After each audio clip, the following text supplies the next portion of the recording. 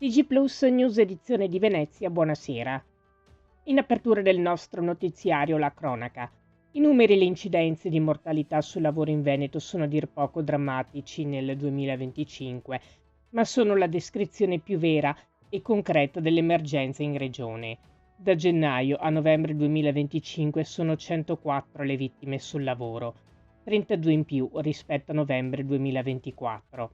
La regione resta seconda in Italia per numero di decessi, confermandosi purtroppo ancora in zona arancione nella nostra mappatura del rischio, con valori ben al di sopra della media nazionale. L'ingegnere Mauro Rossato, presidente dell'Osservatorio Sicurezza sul Lavoro e Ambiente Vega di Mestre, apre così l'ultima dettagliata analisi delle emergenze realizzata dal proprio team di esperti. Cambiamo argomento. Mercoledì 14 gennaio avranno inizio i lavori di miglioramento della sicurezza stradale nel centro della frazione di Ballò a Milano. L'intervento riguarderà 2 attraversamenti pedonali in via Ballò, quello a lato della chiesa e quello vicino alla scuola primaria Manzoni. Verranno migliorati mediante la realizzazione di nuova illuminazione dedicata, pannelli luminosi e lampeggianti e vernice riflettente sul manto stradale. I dettagli nel nostro sito notiziaplus.it. Parliamo di cultura. 10 anni di crescita con un exploit finale.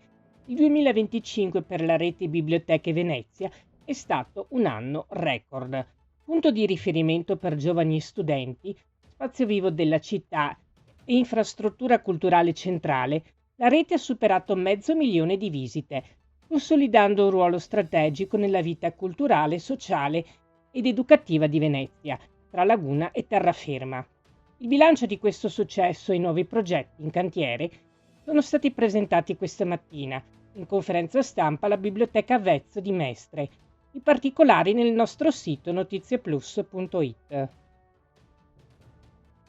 La Regione del Veneto ha riaperto i termini per la presentazione delle proposte di intervento nell'ambito del Fondo per il contrasto al consumo di suolo, destinato a sostenere progetti di rinaturalizzazione e recupero dei suoli degradati in ambito urbano e periurbano. I comuni veneti potranno presentare le proprie candidature fino al 31 gennaio 2026, cogliendo un'importante opportunità per avviare interventi di rigenerazione urbana, ampliamento delle aree verdi e miglioramento della qualità ambientale dei territori.